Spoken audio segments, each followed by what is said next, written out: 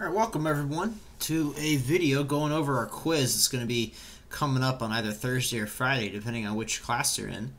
I just wanted to make sure everyone was ready to go, so I made a video here covering the 6 types of problems that are going to be on your quiz.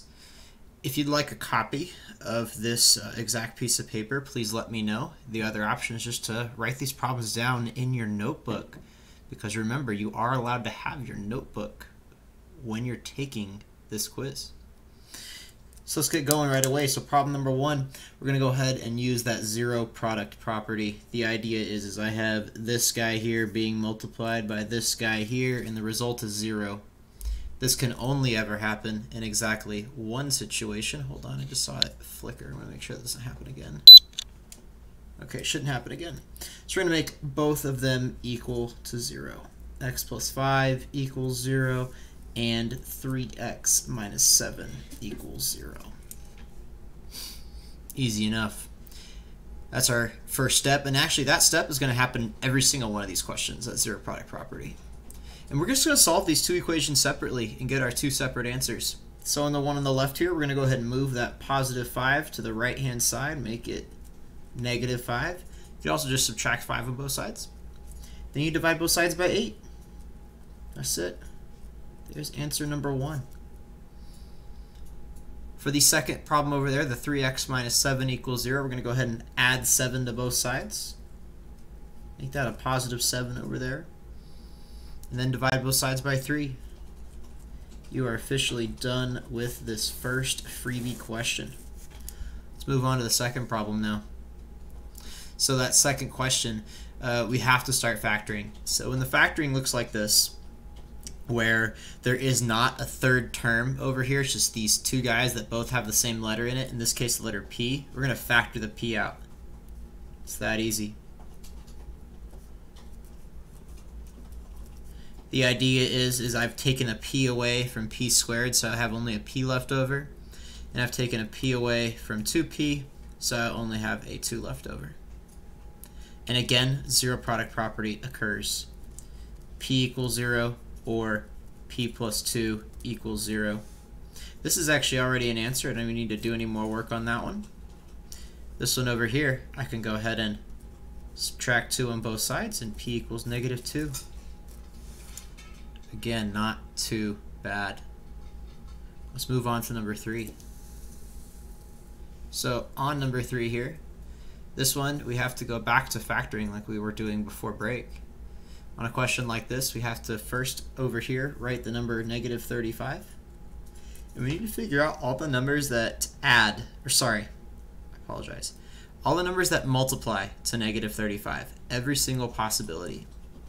So we're going to start off with 1 multiplied by 35. And then we're going to move on to 5 multiplied by 7. There actually are no other options in this case. Those are the only 2 options that multiply to negative 35. However, because it's a negative, I either need to put the negative on the left or the negative on the right. To figure that out, we're going to look at this. The positive sign, meaning the negative, goes on the left-hand side. Before I continue on with this problem, I want to write a little note. I'm going to make that little note off to the side here.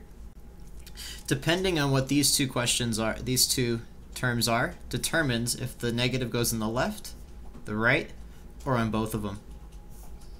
So I'm going to go ahead and go off onto the back side really quick. I'm going to go ahead and make a little note for you guys. If you're something of the form ax squared plus bx plus c equals 0, every single time when you factor this, no matter what happens, no matter what these guys are, you will always have 2 plus signs on the inside here. If you're of the form ax squared plus bx minus c equals 0, which is, by the way, the question of the form that we're in right here, then these equal 0, it will automatically, every single time, be a minus first and a plus second. If you're in the form of ax squared minus bx minus c equals 0, you'll have a plus and then a minus. And Oh, what am I doing turning back over? I'm so sorry, guys. I'm moving it too fast. So there are all those four. These three. There's one more to go. If I have ax squared minus bx plus c equals 0, both of these guys get a minus sign. So I'd never show that in class, those four different ones. So I have to zoom out this for a second here so you guys can actually see all four of those. It's up to you if you would like to memorize these four. Please note this only works if you do the smaller number on the left and larger number on the right. But some people are asking for a little formula sheet for them to remind themselves what it is, where those minuses and pluses go. You could also just think about it like this one here. You know, if you have a negative times a negative, you'll get a positive, but a negative plus a negative gives you a negative. A couple ways to think about it. Let's go back to the original question. So let's remind ourselves what exactly happened. Let's zoom back in too. All right. Remind ourselves. So we had this negative 35. We wrote down the numbers that multiply to 35. 1 times 35 and 5 times 7. But it's a negative. And following that thing in the back, the plus and then minus means the negative goes on the left. And specifically, negative 5 plus 7 is going to go to 2. So we have x minus 5. Oh, r actually. R minus 5 and r plus 7 equals 0. And then it's just zero product property. Yet again, r minus 5 equals 0 and r plus 7 equals 0. R equals 5 and r equals negative 7. Let's move on to number 4. So the main issue with number 4 here is, unlike the previous 3 questions, we don't have it equaling 0 yet. The zero product property only works if you have a 0. It has to have a 0. So I need to move that 5, negative 5, over to the left, and I would move that 8x squared over to the left. My favorite way to do this is to first write the 9x squared, and then see if there's an x squared to move. There is. We're going to go ahead and do minus 8x squared. So I started with this, and then I subtracted that. So I've taken care of these two. Now I'm going to move on to the x. So I'm going to subtract 3x. Oh, but there's not another term to move over, so I don't have to worry about it. Minus 33. And, oh, that negative 5 needs to move the other side. It becomes a positive 5 equals 0. Now we have to add like terms. 9x squared minus 8x squared is 1x squared. Remember not to write the 1 in front. You do not need it. Oh, you guys can't even see what I wrote over there on the side. I'm so sorry. There we go. Now we're able to see it. We wrote the plus 5 equals 0. Much better. Anyways, 9x squared minus 8x squared is just x squared. Minus 3x. Negative 33 plus 5. Use a calculator if you need to, but that's going to be negative 28 equals 0. Repeat that process from the last question. We have a negative 28. What multiplies to 28 is 1 times 28. 2 multiplied by 14. 4 multiplied by 7. And that's it. We have a negative and a negative, which means the negative goes on the right-hand side. We're trying to figure out the one that adds to negative 3. 4 plus negative 7. That one goes to negative 3. So that means we can write x plus 4 multiplied by x minus 7 equals 0. And therefore we can write x plus 4 equals 0, x minus 7 equals 0, x equals negative 4, x equals 7, all done.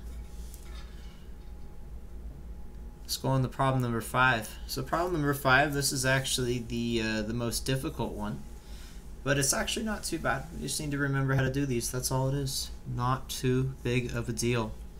So same exact thing as that previous question. You must have everything equal to 0 to start these problems. So we're going to start with 7x squared. But there's no other x squared over here to worry about, so we're just going to go ahead, move everything to the left. Negative 42x plus 5x minus 23. Move that 7 to the left, it becomes minus 7 equals 0. Add like terms.